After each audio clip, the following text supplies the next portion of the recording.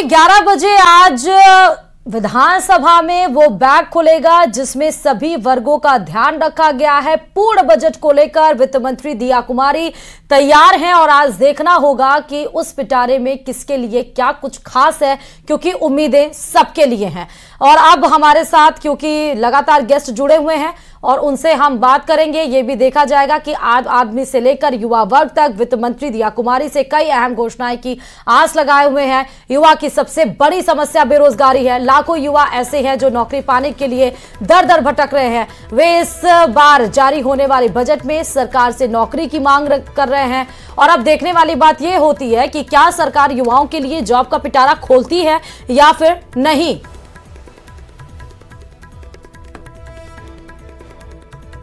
से काफी उम्मीद की जा रही है। हमारे साथ यहाँ पर युवा भी मौजूद हैं, बुजुर्ग सिटीजन भी यहाँ पर मौजूद हैं। हम उनसे जानेंगे, सर काफी उम्मीदें हैं इस बजट से, किस तरीके से देखते हैं आप? सर भजनलाल सरकार पिछले करीब 4 महीने से अच्छा कार्य कर रही है और बड़ा प्रशंसनीय कार्य है।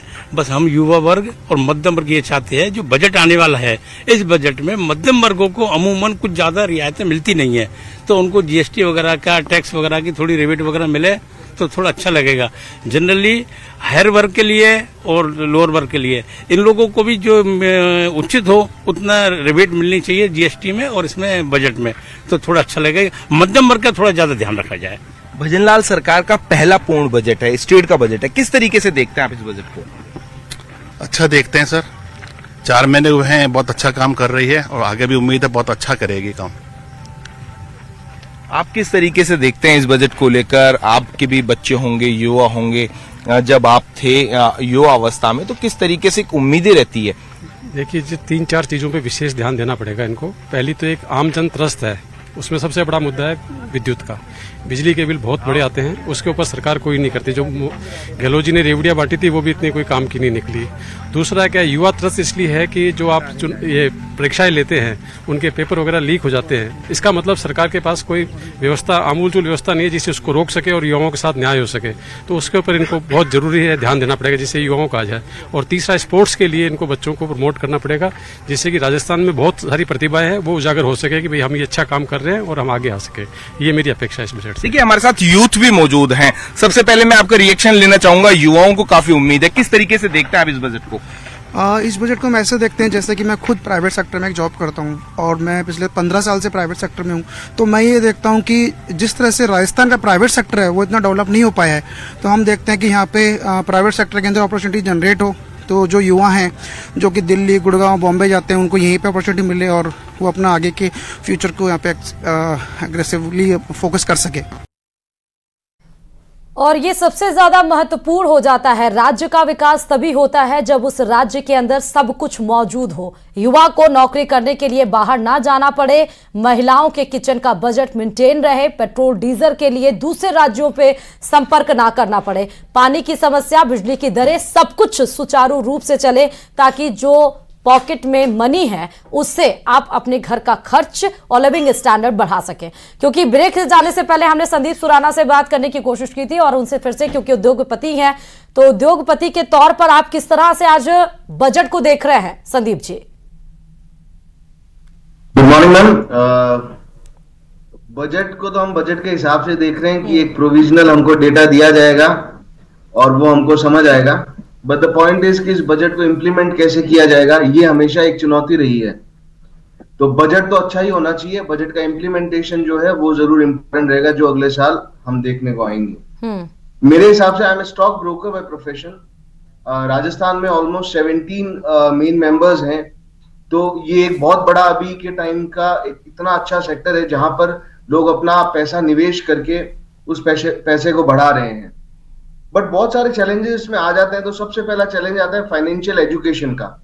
तो मैं गवर्नमेंट से ये एक्सपेक्ट करूंगा कि जैसे कि हमने ये यूपीआई का सिस्टम डेवलप करा पूरे इंडिया में, जो आज ग्लोबली मतलब रिकॉग्नाइज्ड हुआ, उसी तरह फाइनेंशियल एजुकेशन का एक ऐसा सिस्टम बिल्टअप हो जहां पर हर स्टेट अपना योगदान दे, जिसमें से राजस्थान एक बहुत बड़ा चंक इन्वॉल्व करता है।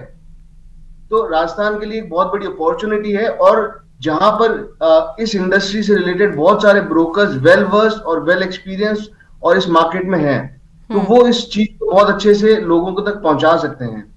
तो इसी फाइनेंशियल इंक्लूजन में मैं ये चाहता हूं कि ज्योग्राफिकल एडवांटेजेस जो राजस्थान के हैं, जैसे कि मैं बीकानेर की बात करूं तो हम जैसे बीकानेर को अभी सोलर हब के हिसाब से इसको रिकॉग्नाइज किया गया और यहाँ पे एक अच्छे खासे तादाद में सोलर पैनल्स की जो ये कंपनीज आ रही हैं जो अपना सेटअप कर रही हैं, सो वो जॉब भी बढ़ाएंगी, वो अपॉर्चुनिटीज भी देंगी, वो लर्निंग भी देंगी। उसी तरह अगर ऐसी कंपनीज खुले, ऐसे सेक्टर्स को यहाँ पर रिफाइन किया जाए जहां उनको आइदर सब्सिडीज के थ्रू, टैक्सेस। संदीप जी, मैं आपको यहाँ रोकना चाहूंगी। आम भाषा में अगर आप समझाएंगे कि ज्योग्राफिकल लोकेशन की अगर आपने बात की राजस्थान के परिवेश में, तो कौन कौन से इंडस्ट्रीज ऐसे सेटअप किए जाने चाहिए आज बजट में, उनका किसकी तरफ ज्यादा एलोकेशन होना चाहिए? मैम, आज मकराना है जो ये अपना पत्थर के लिए फेमस है। उसको आप प्रोफेशनली ऑर्गेनाइज मार्केट करिए ना। आज भी वो जैसे हम एक देसी स्टाइल बोलते हैं, हम जैसे हमारी मारवाड़ी में बोलते हैं बढ़िया बुद्धि के हिसाब से कामकाज होता है, अगर आज उसी को अपन एक प्रोफेशनल वे दे दें तो आज वो किशनगढ़ का जो एरिया है वो पूरा ऑटोमेटिक डेवलप हो जाएगा अलग ही तरीके से। जयपुर के पास की वो एरिया है, जयपुर का उसको ज्योग्राफिकल एडवांटेज मिलेगा। आज कोटा में अपनी एजुकेशन इंडस्ट्री है, वो कोटा से बाहर निकले ही नहीं, और जबकि राजस्थान के बच्चे सब जने कोटा जाकर वहां पर बच्चे ज्यादा हो गए, इंफ्रास्ट्रक्चर कम हो गया। बट देन क्या ये पॉसिबिलिटी नहीं है कि ये चीज सेम टू सेम चीज ऐसी हम रेप्लिकेट कर सके बीकानेर में, हम रेप्लिकेट कर सके जोधपुर में? तो वो जो सिस्टम जहां जहां डेवलप हुए, अगर हम उसका रेप्लिका मॉडल अच्छे से इंप्लीमेंट कर पाए और भी बहुत सारी जगहों पर, बिकॉज राजस्थान एक बड़ा ज्योग्राफिकल एरिया है, इंडिया के एक बड़ा इंपॉर्टेंट रोल प्ले करता है, और हमारे जो मिनिस्टर्स हैं वो कैबिनेट लेवल पर बैठे हैं। चाहे आज मैं बीकानेर की बात करूं तो हमारे बीकानेर से भी एक मिनिस्टर है जो कैबिनेट लेवल पर बैठे हैं। तो हमारे पास बहुत सारा ऐसा प्लेटफॉर्म अवेलेबल है जो हमारे राजस्थान को बहुत आगे ग्रो कर सकता है। ठीक है। और बात रही हमारे स्टॉक मार्केट की, तो हम इंडिया के highest of the stock market पे भी खड़े हैं, जहां पर लोगों की उम्मीद इस बाजार से बहुत ज्यादा है। उम्मीद हमेशा रहनी चाहिए, बट कॉशियस हमेशा रहना कंपल्शन है। ठीक बात है।